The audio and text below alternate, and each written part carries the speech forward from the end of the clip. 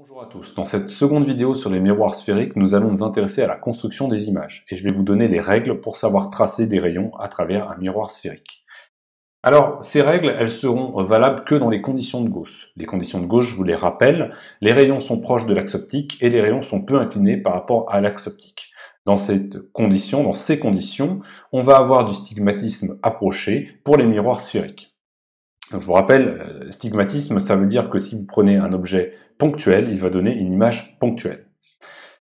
On démontrera ça plus tard lorsqu'on s'intéressera à la formule de conjugaison du miroir sphérique. Donc pour l'instant, vous admettez cela et on verra que si on se place dans les conditions de Gauss, alors on a effectivement du stigmatisme.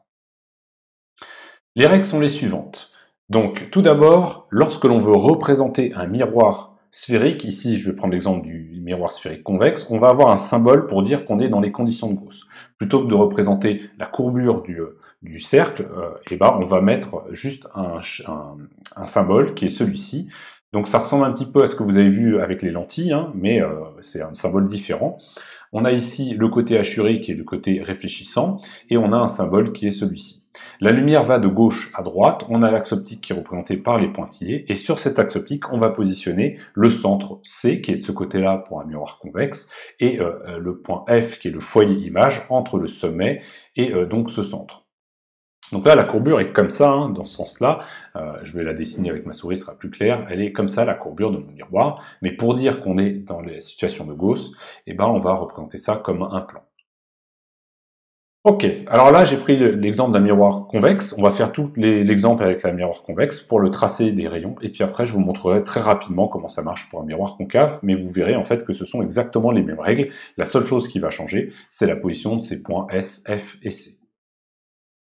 Ok, alors imaginons qu'on a un rayon qui arrive parallèle à l'axe optique. Nous avons vu précédemment que ce rayon, il était réfléchi, et le rayon réfléchi passait par le foyer image. Ça, c'est une chose qu'on a déjà montré. Alors le foyer image, dans le cas convexe, est ici. Donc mon rayon va arriver comme ça, et il va ressortir. Il est réfléchi, je ne vais pas dire ressortir parce que c'est un petit peu, c'est un petit peu faux, mais enfin, on a tendance à le dire, donc voilà, je l'ai dit. En tout cas, mon rayon va être réfléchi en passant par le foyer F. Donc c'est sa prolongation qui va passer par le foyer F, puisqu'il ne va pas dans la zone de droite. Ici, c'est une zone qu'on appellera virtuelle. La lumière ne se propage pas de ce côté-là, et donc c'est sa réflexion qui va, l'axe du rayon réfléchi, qui va passer par F. Deuxième règle, si vous prenez un rayon qui passe, lui, par le centre du miroir, donc qui passe par C, donc là on prend ce rayon-là, il va, si je le prolonge, il passe par le centre, il arrive en fait en incidence normale, il va être donc réfléchi sur lui-même. Donc là le rayon repart sur lui-même. Encore une fois, la lumière ne pénètre pas dans la zone virtuelle, et la lumière fait juste toc, elle tape, et elle repart sur lui-même. Le rayon repart sur lui-même. Troisième rayon, ce rayon-là, c'est le rayon qui aimerait aller vers le foyer. Donc imaginons un rayon qui arrive comme ça et dont la prolongation passerait par le foyer ici F. Et ce rayon, il ressort parallèle à l'axe optique. Alors là, pour comprendre ça, il suffit d'utiliser le principe de retour inverse de la lumière. On a vu précédemment, je vais le remettre, que si on prenait un rayon parallèle, il était réfléchi et la réflexion, l'axe du rayon réfléchi passait par F, et là on a exactement la même situation, mais dans l'autre sens. On a un rayon qui arrive en passant, dont l'axe passe par le foyer F, et il repart parallèle à l'axe optique. Donc c'est vraiment la même règle, mais pris dans l'autre sens, et c'est le principe du retour inverse qui nous permet tout simplement de démontrer cela. Et puis le dernier rayon particulier, c'est le rayon qui arrive et qui tape en S. Alors là, c'est très particulier parce que l'axe optique est également en même temps la normale au dioptre au point S. Donc l'angle que vous avez ici, vous allez le retrouver ici. Et donc le rayon part comme ça, vous appliquez la loi de Snell-Descartes, l'angle ici est le même que là, et le rayon part. Par contre, vous n'avez pas le droit d'appliquer la loi de Snell-Descartes ici. N'oubliez pas, c'est un symbole, et ce symbole, il est là pour représenter une réalité qui est qu'on est dans des conditions de Gauss, mais on ne peut pas mesurer les angles à partir de ce symbole. Faites attention à ça, c'est une erreur que je vois rarement, parce que souvent vous comprenez bien, mais voilà, les angles sont perdus avec ce symbole. Par contre, les règles sont les bonnes. Donc, apprenez ces règles de construction des rayons, vous en aurez besoin. Et on verra qu'en fait, lorsqu'on étudiera les lentilles et les dioptres sphériques, eh ben, on a des règles qui sont très très proches, et il faudra juste ajuster la position de ces points particuliers S, F et C. Mais pour l'instant, mettons ça de côté, les lentilles et les dioptres sphériques, c'est pour plus tard. Alors rapidement, si on fait la même chose, donc là c'est le résumé de tout ce que j'ai fait, hein, mais si on fait la même chose dans un miroir concave, cette fois-ci le symbole est le suivant, donc on va montrer la courbure dans le sens de la concavité, hein. Donc là on se retrouve avec une forme comme ça, alors qu'on avait une sens dans l'autre sens, on avait une forme dans l'autre sens. Ici on assure toujours la partie virtuelle, et les règles sont parfaitement les mêmes. Ce qui va changer, c'est la position des points C et F. Le point C, cette fois-ci, il se retrouve de ce côté-là, du côté gauche, donc du côté où la lumière peut se propager, et le foyer est toujours entre C et S. Donc le rayon qui arrive parallèle ressort en passant par F, mais il va réellement passer par F.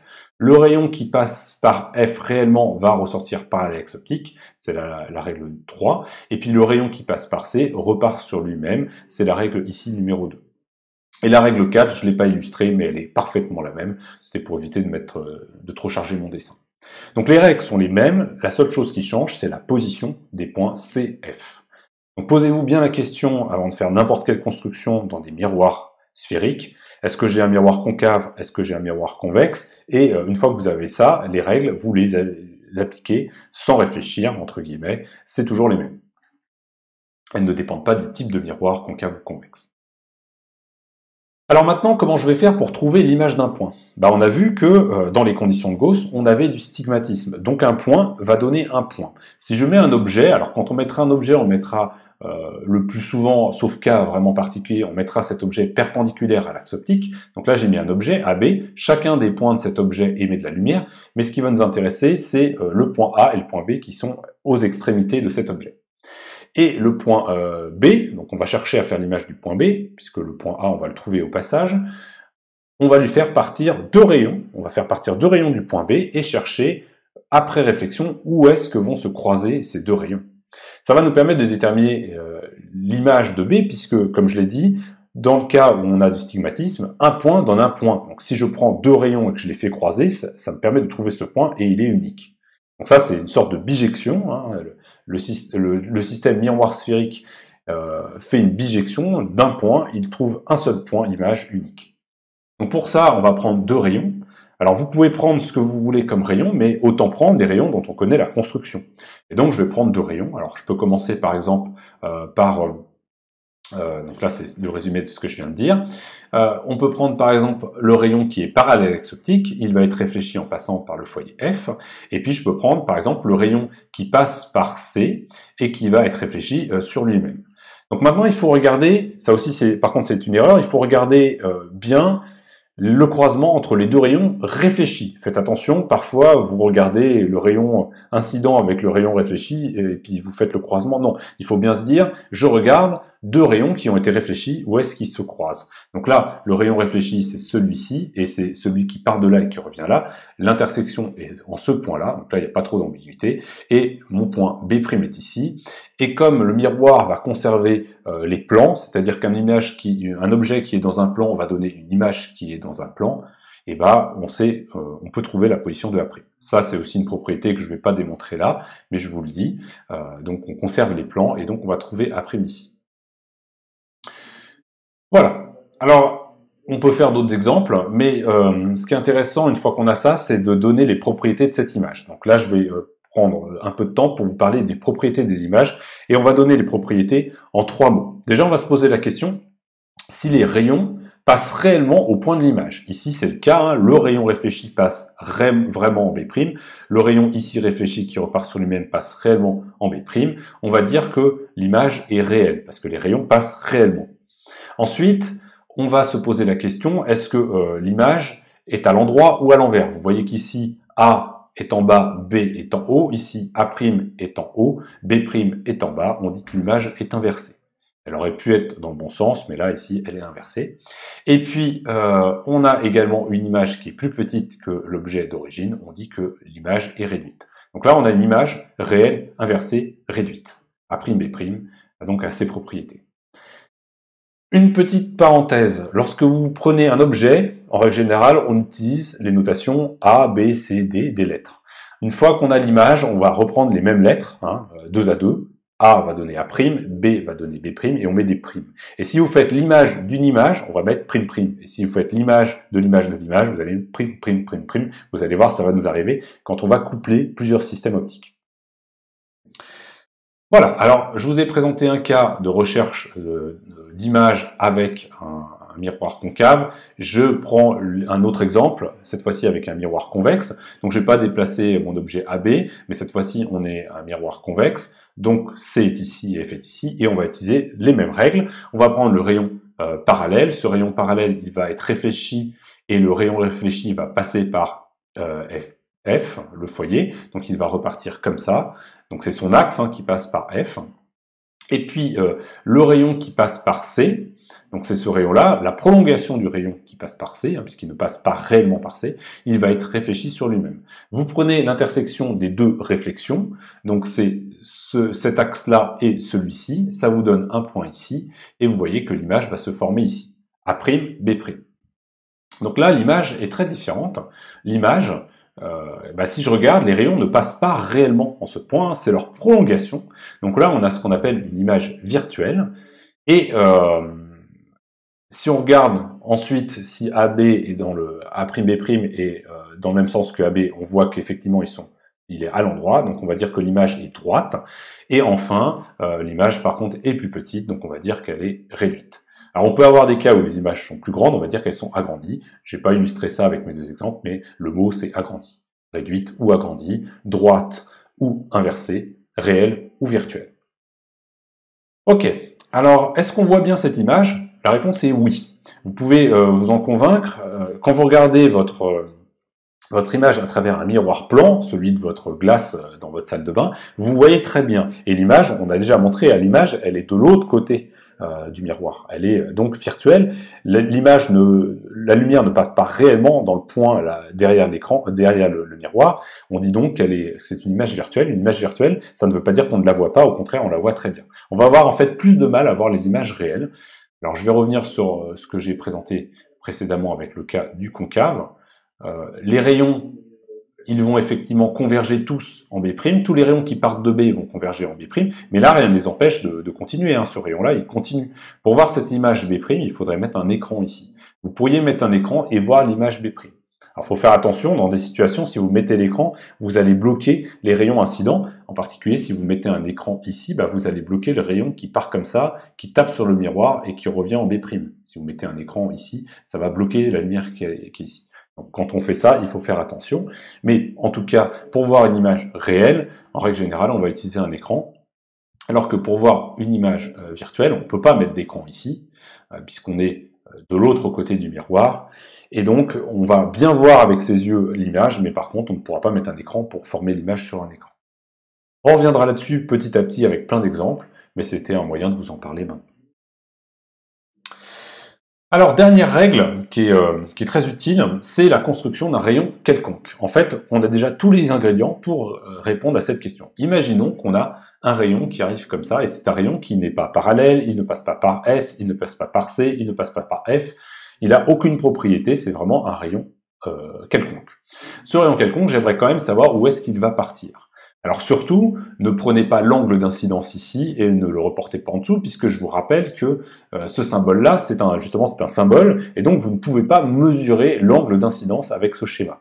Vous ne pouvez pas le calculer facilement, il faudrait vraiment retracer le rayon, vraiment le miroir sphérique, donc un cercle, et mesurer ou calculer l'angle proprement. Et ça, c'est ce qu'on ne veut pas faire, parce que sinon c'est très compliqué.